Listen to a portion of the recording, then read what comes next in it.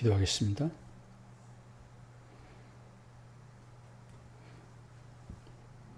우리를 사랑하시며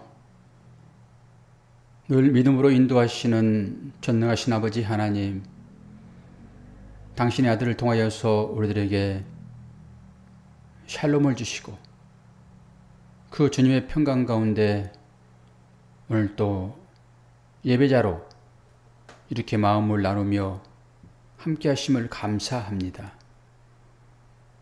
풍랑이는 세상 가운데서도 믿음을 잃지 아니하고 하나님의 말씀에 의지하여 하루하루 살아가도록 안정감을 허락하신 것 주여 감사합니다. 오직 우리 앞서가시며 우리를 이끄시고 인도하시는 그 주님의 손길을 오늘 또 예배를 통하여서 경험하게 도와주시고 그 주님 손잡고 동행하는 우리의 삶이 되도록 축복하여 주옵소서. 예수 그리스도의 이름으로 기도하옵나이다. 아멘. 여러분 반갑습니다. 식사들은 다들 하셨는지요? 저는 아내가 차려준 밥상 맛있게 먹고 편안한 마음으로 예배 자리에 나왔습니다. 여러분도 그렇게 평안하게 예배 자리에 있을 줄로 믿습니다. 538장 찬양 드립니다. 자켓을 입고 왔는데 너무 더워가지고 자켓을 벗었습니다. 538장 제 짐을 지고서 권하거든.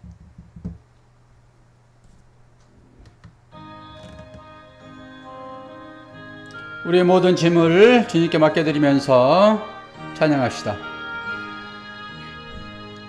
제 짐을 지고서 권하거든 내 마음속에 주 영접하며 새 사람 되기를 원하거든 내 구주를 영접하라. 내 셈을 다 버리고 거처를 영접하라. 만문 다 열어놓고 내 구주를 영접하라. 정결케 되기를 원하거든 내 마음속에 주 영접하며 생명수 마시기 원하거든 내 구주를 영접하라. 헛셈을 다 버리고 거처를 영접하라. 만문 다 열어놓고 내 구주를 영접하라. 진실한 친구를 원하거든 내 마음속에 주 영접하며 내 맘의 평안을 원하거든 내 구주를 영접하라. 헛셈을 다 버리고 거처를 영접하라. 만문 다 열어놓고 내 구주를 영접하라. 즐거운 찬송을 하려거든 내 마음속에 주 영접하며 평안한 복지에 가려거든 내 구주를 영접하라. 헛셈을 다 버리고 거처를 영접하라. 만문 다 열어놓고 내 구주를 구주를 영접하라. 아멘. 539장입니다. 장 여시고 주여 인도하여 주옵소서. 함께 하심을 감사드리며 사랑 많으신 예수 그리스도 이름으로 기도하옵나이다. 아멘. 하나님의 말씀 봅니다. 사무엘상 6장입니다.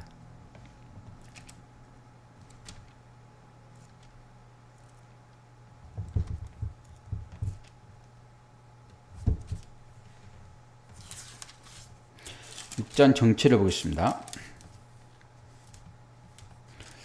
제가 읽겠습니다. 여호와의 계가 블레셋 사람들의 지방에 있은 지 7달이라. 블레셋 사람들이 제사장들과 복술자들을 불러서 이르되 우리가 여호와의 계를 어떻게 할까?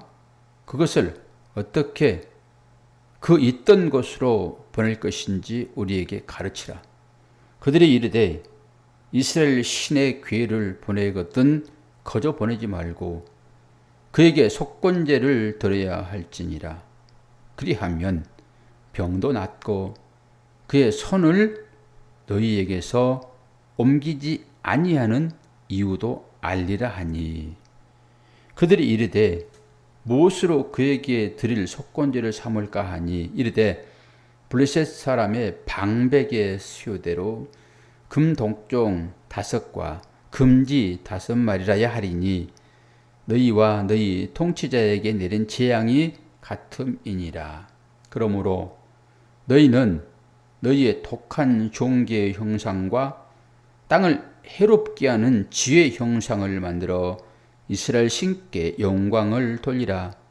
그가 혹 그의 손을 너희와 너희의 신들과 너희 땅에서 가볍게 하실까 하노라. 애굽인과 바로가 그들의 마음을 완악하게 한 것 같이 어찌하여 너희가 너희의 마음을 완악하게 하겠느냐? 그가 그들 중에서 재앙을 내린 후에 그들의 백성을 가게 함으로 백성이 떠나지 아니하였느냐? 그러므로 새 수레를 하나 만들고 멍에를 메어보지 아니한 젖나는 소 2마리를 끌어다가 소의 수레를 메우고 그 송아지들은 떼어 집으로 돌려보내고 언약궤에 여호와의 궤를 가져다가 수레에 싣고 속건제로 드릴 금으로 만든 물건들을 상자에 담아 궤 곁에 두고 그것을 보내어 가게 하고 보고 있다가 만일 궤가 그 본 지역 길로 올라가서 벳세메스로 가면 이 큰 재앙은 그가 우리에게 내린 것이요 그렇지 아니하면 우리를 친 것이 그의 손이 아니요 우연히 당한 것인 줄 알리라 하니라.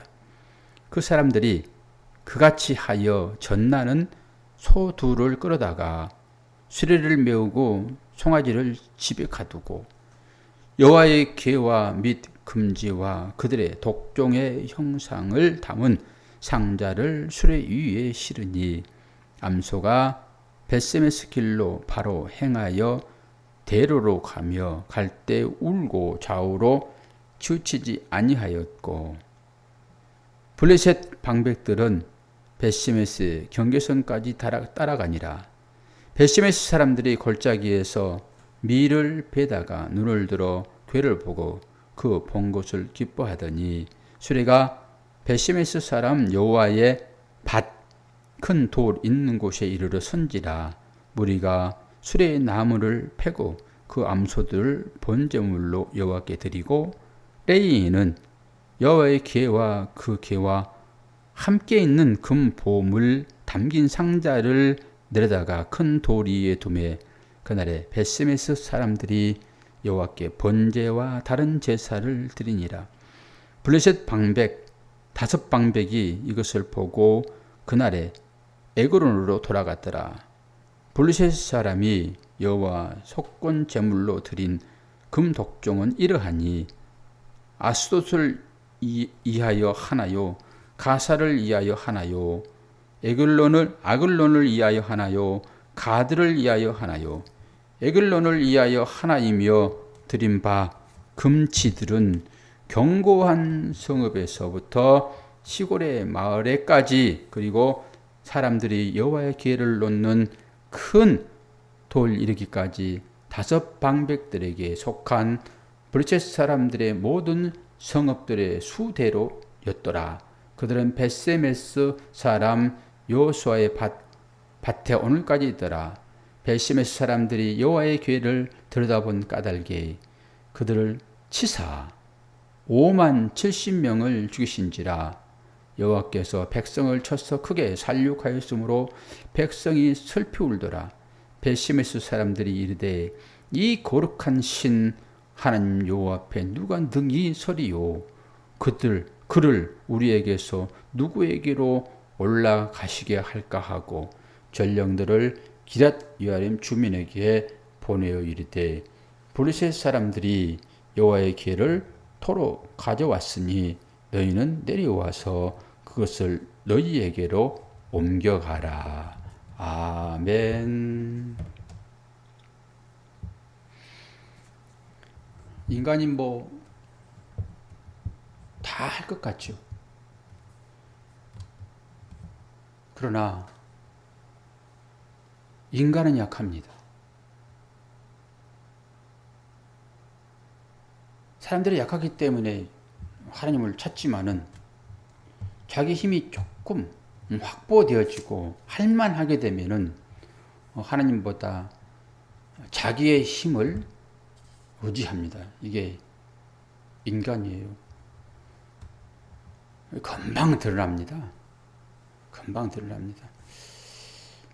하나님께서는 우상 섬기는 것에 대하여 시기 질투하시잖아요. 이게 분노로 나타났죠. 그래서 그들이 섬겼던 그 신, 다곤신, 지난 주 수요일 날은 신들의 전쟁 그래가지고 제가 하나님께서 먼저 그들의 머리, 그들의 이상이잖아요. 이상. 그들의 생각 속에 있는 그것들을 다 쳐보시는 것으로 다곤신을 부수고 또 그들을 믿는 사람들의 육체를 진멸하는 그런 과정으로 우리가 이제 5장에서 보았잖아요. 그걸 누가 행했습니까? 하나님의 열심으로요. 그 언약궤가 있는 곳마다 불상사가 일어나잖아요. 언약궤가 있는 곳마다. 그런데 그 언약궤는 말씀을 당연히 상징하죠. 말씀이 그 안에 들어있으니까. 말씀은 그렇습니다. 말씀은 하나님의 사랑의 표현인 것이잖아요. 말씀은. 그래서 주님도 그렇게 말씀하시죠. 나의 계명과 윤리를 가지고 지키는 자라야 나를 사랑하는 자니. 그러면서 그런 자들은 내가 그들에게 나를 나타내리라 그러잖아요. 그러니까 말씀이 주어지게 되면은 우리는 그 말씀을 순종하면은 그것이 곧 하나님 앞에 사랑이죠. 그런데 이 브르셋 사람들은 하나님의 그 전쟁의 역사를 다 알잖아요. 그래서 자기들의 신과 견주어가지고 전쟁에서 이기니까 당연히 자기들이 하나님보다, 자기들의 신이 하나님보다 훨씬 월등하다라고 생각했잖아요. 근데 그것을 부수는 거잖아요. 우리도 하나님의 말씀이 우리에게 임하게 되면은 우리의 생각을 부수는 것입니다. 그래서 마태복음 21장 44절을 보게 되면은 이 말씀과 좀 똑같은 개념으로 말씀이 떨어지는데요. 우리한테 주어지는데요. 도리에 떨어지는 자는 깨어지겠고 이 돌이 사람 위에 떨어지면 그를 가루로 만들어 흩으리라 하시니. 이 말씀의 배경은 이렇습니다. 그러니까 말씀을 받을 수 있는 합당한 자가 되는가 이런 거잖아요. 말씀이 합당하지 않으면은 말씀이 떨어져서 말씀이 반석이니까 예수 그리스도잖아요. 그 말씀이 떨어져 가지고 깨부시고 그리고 그 위에 떨어져도 그냥 다 먼지처럼 이렇게 흩은다 이런 얘기잖아요. 어떤 때 이런 말씀이 주어지냐 그러면은 이제 포도원 새를 주고 멀리 떠났던 그 주인이 이제 그걸 뭐라고 그러죠? 거둬들이는 새? 예? 도지라고 해요. 맞아요. 도지라고 그러죠. 이제 그렇게 이제 빌려줬으니까 우리가 계약했던 대로 너 얼만큼 하고 나 얼만큼 하고 그걸 받아 보내잖아요. 첫 번째 종들을 보냈는데 이 종들을 죽이죠. 그리고 두 번째 또 무리의 종들을 보냈는데 이것도 죽여버리잖아요. 그리고 마지막에 주인의 아들을 보냅니다. 설마 아들까지 죽일까? 그리고 보내는데 그 사람들이 이 아들만 죽이게 되면은 우리가 이것을 차지할 수 있어. 그리고 그 아들을 죽이잖아요. 그 이후에 조지는 말씀이에요. 그러니까 이게 비유예요. 비유. 이 말을 들은 제사장과 바리새인들이 자기들에 대하여 얘기하는구나라고 안단 말이에요. 지혜 지은 자는 다 알아요. 무슨 얘기인지를. 그리고 예수를 잡으려고 했는데 주위에 사람들이 많아서 예수를 잡지 못했다 얘기하는 거잖아요. 그러면 여기에서 나오는 이 비유는 누구를 얘기해요? 주인이 자기의 종들을 보냈잖아요. 계속. 이게 선지자예요. 선지자를 계속 보냈는데 이스라엘 백성들이 어떻게 했습니까? 싹 죽였습니다. 다 죽였습니다. 그리고 나서 마지막 아들이 누구예요? 당연히 예수 그리스도시죠. 그 예수 그리스도를 보냈는데 이 사람만 처리하게 되면은 우리가 이 모든 것을 누릴 수 있겠구나. 왜? 상속자가 없어지니까. 그리고 그들에게 주어진 말씀으로 하니까 그들이 이걸 딱 알고 예수님을 잡으려고 그러잖아요. 이게 지금 건축자들의 버린 돌입니다. 이게. 건축자들은요. 자기 마음에 돌이 아주 반듯하게 생겨야 되는 거예요. 아주 네모 각이 딱 나가지고 뭘 세워도 반듯하게 세워줄 수 있는. 그리고 모퉁이 돌이 되더라도 딱 각 잡아서 이렇게 연결을 해야 되잖아요.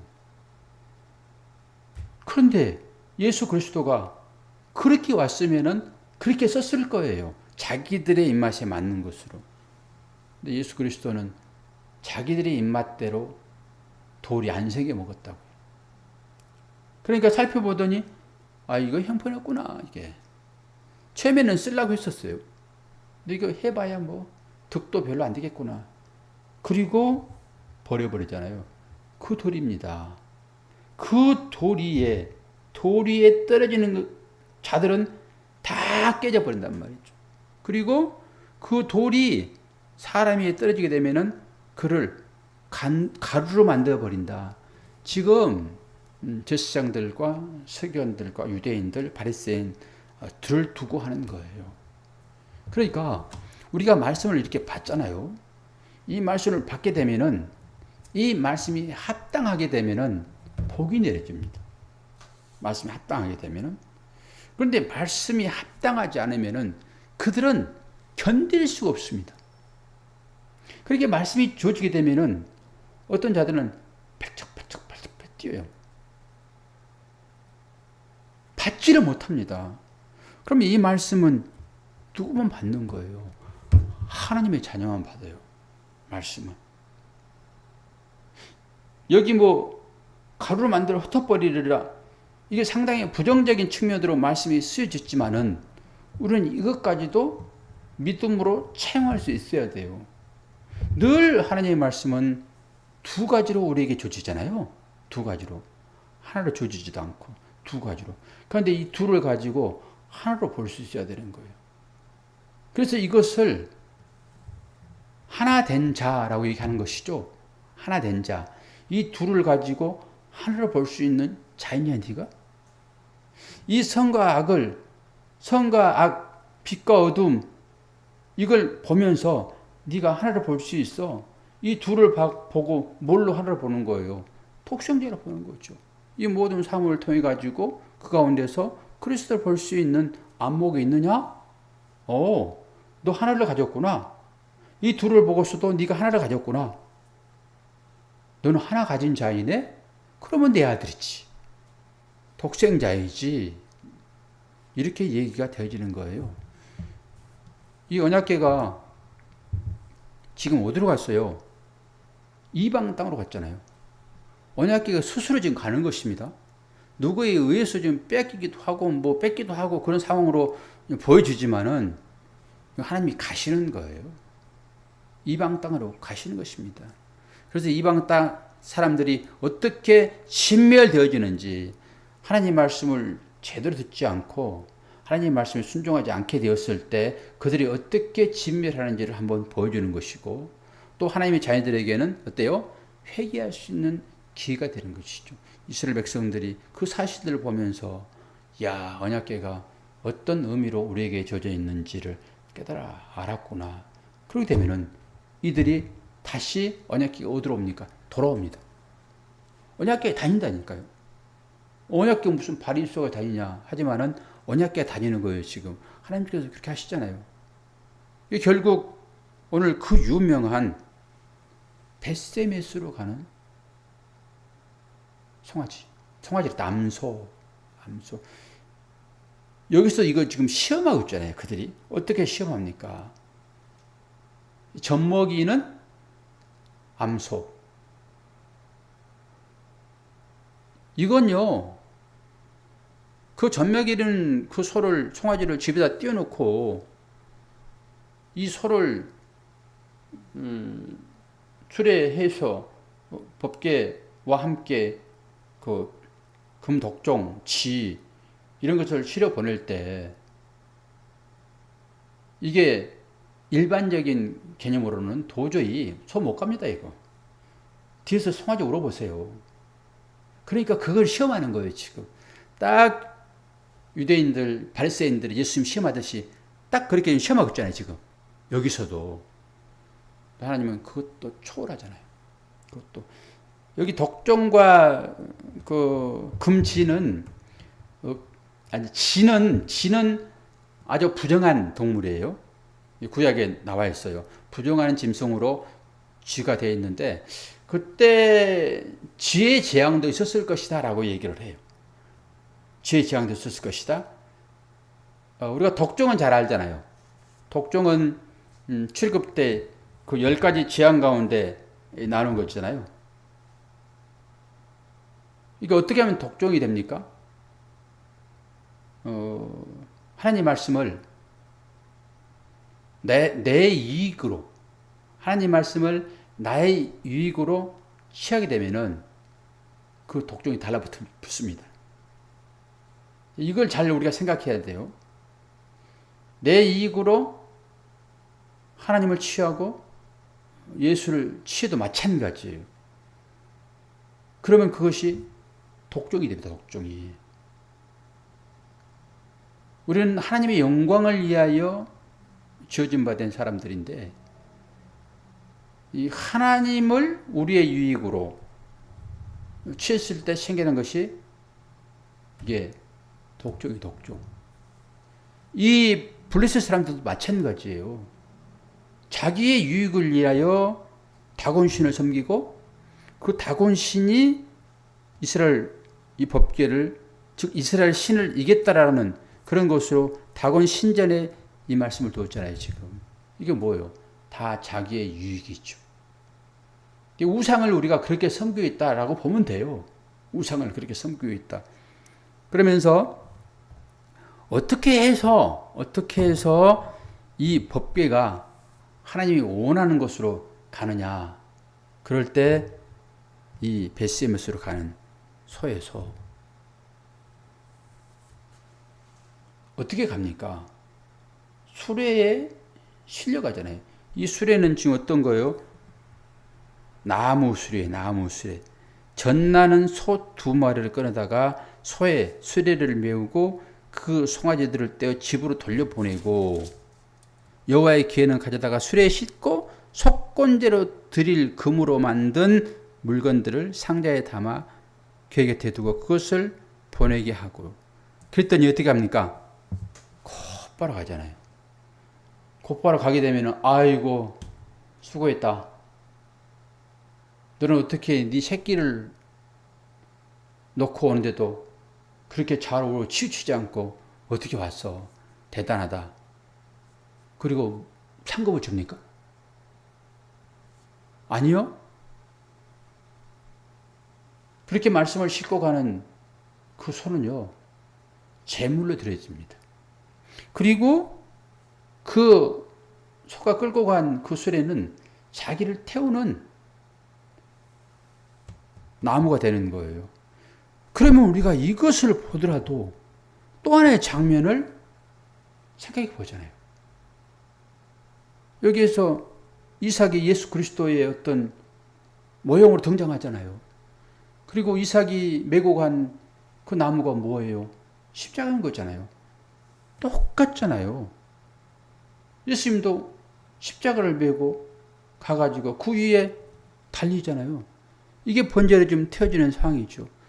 어디든지 예수 그리스도의 안경을 가지고 보게 되면은 말씀이 그렇게 보인다고요. 이걸 진리 인식이라고 얘기하는 거죠. 이것 말고 어디서 우리가 은혜를 받고, 와, 그 소 참 대단하다? 그렇게 봐요, 이거.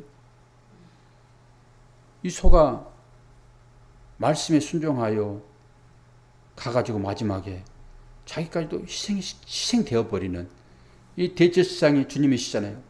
대제사장이 제물된 자기를 잡아서 손에 들고 지성소에 들어가는 이 모습이 여기에 그대로 나타나 있잖아요.